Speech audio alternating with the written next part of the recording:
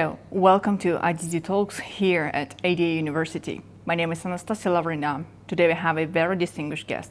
Joining me now is Hüseyin Işıksal, Special Advisor of the President of Turkish Republic of Northern Cyprus. Thank you very much for your time. Thank you for joining IDD Talks. You're welcome. In recent years, let me start with this question. In recent years, how had the international community's perception of the Turkish Republic of Northern Cyprus evolved, particularly regarding recognition and diplomacy? Well, as I always said, the history of Cyprus is an inequality per excellence. The Turkish Cypriots are treated not fair by the international community, and everybody knows the reason, but nobody wants to touch upon it. As you know, in the other university, I got a chance to ask a question to Janab President İlham Aliyev, and as a response to my question, he gave a perfect feedback. He said that, as you know, the international community is very well aware where is the problem, what is the crux of the problem, but they don't want to touch it. When we just very briefly look at the core of the issue is Republic of Cyprus, when established in 1960, it was a sui generis republic. So what we mean by sui generis is it's a unique. You cannot find any other example similar to Cyprus issue. Why? Because the sovereignty is given to two peoples, to two communities. It's not just given to one community. So Turkish Cypriots have exactly the same rights with Greek Cypriots. Their relations was nothing to do minority-majority. Yes, the Greek Cypriots were majority in terms of numbers, but not in terms of power, not in terms of status, not in terms of power. So the Greek Cypriots, as everybody knows, they kicked the Turkish Cypriots out from the state in 1963 by using a force. And then in 1964, United Nations Security Council took a very strange decision by deciding that they will send UNFICYP to the island. UNFICYP is United Nations forces, sent to the island, and even United Nations accept that there's a huge problem in the island, so that's why they send the soldiers. But the problem started there because this treaty that they signed of sending UNFICYP was with the Greek Cypriot government, who kicked the Turkish Cypriots, out of the government illegally. So that's the crux of the problem. So actually, 1960 Republic, where the Turkish Cypriot and Greek Cypriots established as a co-founders, do not exist anymore. It's a defunct state, like in Soviet Union, like in Yugoslavia, like in Czechoslovakia. But international community, just they don't want to, deal to the core of the problem. They still recognize the Greek Cypriots as the only legitimate government of Cyprus, which is illegal and inhuman. And as a result, we Turkish Cypriots still paying the price of these anomalies, of these paradoxes. But, to sum up, the Turkish Cypriots as a people have exactly the same rights of Greek Cypriots. Now they have their own state. We have our own state. Our state has representative offices over 20 countries. We have embassy in Turkey. We have 7 consulates. These are full diplomatically recognized offices. 7 consulates in Turkey, in all the major cities. We got representative offices, including Azerbaijan, all around Europe, United Kingdom, France, Germany, United States, New York, Washington. So what we are expecting is international community should fix this injustice and this weird decision that only, recognize the Greek Cypriots. They have to balance the ground. So coming from this point, our President Ersin Tatar rightfully proposed two-state solution, which very basically say that, my people have exactly the same rights with the Greek Cypriots. So we are asking for sovereign equality and equal international status, which means that only two equals could decide on their future relationship. But our sovereignty should be there because we will never be a minority of the Greek Cypriots. We will never be will be a land that will have illegal operations against Turkey. because unfortunately Greek Cypriots, have this hostile attitude and practices against Turkey. We will never allow this on our island. So what we want as a Turkish Cypriots, we want peaceful coexistence of two states on the island. So that's why our President Ersin Tatar proposed cooperation proposals to Greek Cypriot. We are pushing forward it all the time.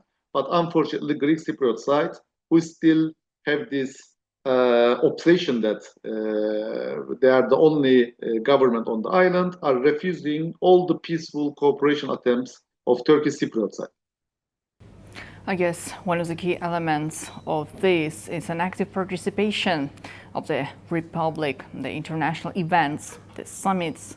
As for example, just recently held in Karabakh in Hankendi city, the Republic of Azerbaijan, 17th summit of the Economic Cooperation Organization. And I know that Turkish Republic of Northern Cyprus was presented at the highest level. So what role you saying the delegation played in that event, and overall how do you evaluate the participation in the global events? Yes, first of all, I was a part of the delegation because I'm special advisor of the Turkish Republic of Northern Cyprus President on international relations and diplomacy. Let me tell you that we accommodated, we welcomed perfectly, as always we have in Azerbaijan, because we always say we are three countries but one nation. Turkey, Azerbaijan, and Turkish Republic of Northern Cyprus. And this is not a rhetoric, this is reality, because we are coming from the same roots, same history, same culture, same identity. Even our language is for me the same. I can understand every single word in Azerbaijan language, and I'm sure it's vice versa.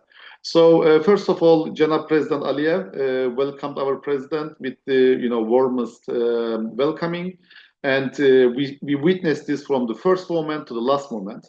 I explained this setting as if TRNC recognized by every single country in the world of the United Nations, this is how we will going to be treated. So we're exactly treated, like an recognized country.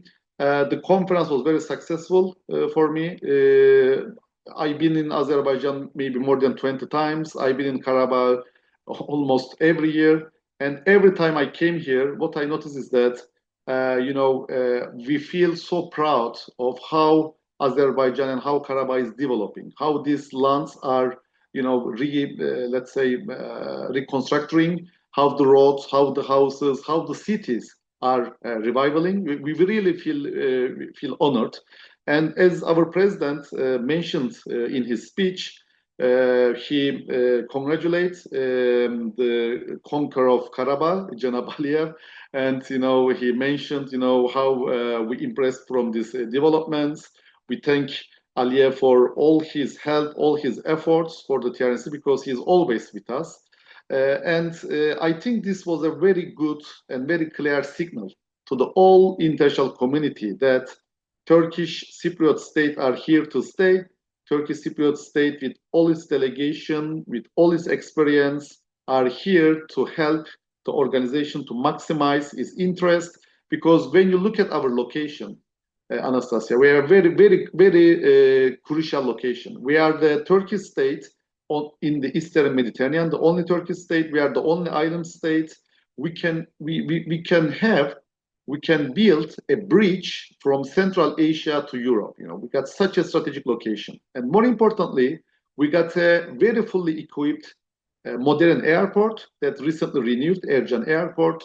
We got, also harbors to carry out this task. So we can carry out all the logistics, all the trade routes, from Central Asia to the Mediterranean. But more importantly, I think, of course, Turkey know this long time ago. Now Azerbaijan know this. And we are hoping that the other Turkic states will also understood that our holy struggle is not only a struggle for Turkish Cypriots.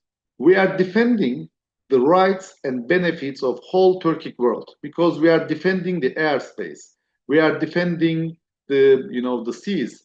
We are defending exclusive economic zones. So when we look at, for example, Azerbaijan and considering the alliance bonds between the Greek Cypriots and the Armenia, I think everybody is now grasping how crucial is our standing in the Eastern Mediterranean. We are defending the whole Turkish world rights. And remember, our fight is against those who try to erase Turkishness of all this 450-year Turkish heritage, Turkish identity. So our fight is also for Islam, for Turkish, identity, for Turkish heritage. So when you look all this, when you combine all this together, I think it cannot be more than fair to ask first from our Turkic brother to recognize us, and then of course it will come like in the case of Kosovo. I think it will like a snowball effect, and you will see that at the end of the day, even we cannot be member of United Nations maybe, I am sure that we could recognize, more than maybe 50, 60 countries all around the world in the very near future. Well, talking about the Turkic identity and the processes in the Turkic world, we'll definitely have to speak about the organization of Turkic states. How would you describe the role of the Turkish Republic of Northern Cyprus and the significance within the organization of Turkic states, and how does the country's engagement in the organization contribute to strengthening ties among the Turkic-speaking countries? Yeah, I mean, this is a long-lasting dream. This is a dream of every single Turkic people living in this world, I think. We call it red apple vision, red apple dream, if you name it, Kızıl Elma in Turkish. And we are so glad that it came true. And we all know that Turkey and Azerbaijan are the locomotives of this initiative. Janab Aliyev and Tayyip Erdogan worked too hard to make this organization very real, very solid, to make it solidarity. And as it also declared when we become a full observatory member in Samarkand, it is stated that Turkish Cypriots are a big part, inseparable part of Turkic world.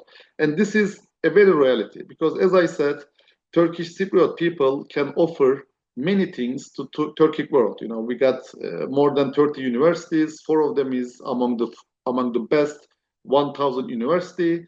As I said, we got harbors. We got airport. We got all this strategic location, and much more important than this, we are all brothers. We are sharing the same heritage, same history, same culture. So I think in terms of, especially in this day and age, where we see all these struggles, all this geostrategical, competition. And when you look at this competition, we see that the Turkic world should be, should be more together, should be more united, because our dangers are common, and our benefits are in common. So the people are very aware of this. Decision makers are very aware of this. So what we have to do is we have to strengthen this solidarity. And having said this, we should be always aware that others will not be happy from the solidarity. They will try to do their best to, divide us, to, let's say, slow down our process of integration. It will not be taken for granted. It will not be easy. But at the end of the day, I think this awareness in this day and age, in this communication age, that, we are the one, our interests are the same, our dangers are the same, then this solidarity will be much more faster, much more rapid. And of course, TRNC will be a key part of this solidarity. Well, thank you. Thank you for joining IGG Talks today. Thank you for giving me this opportunity.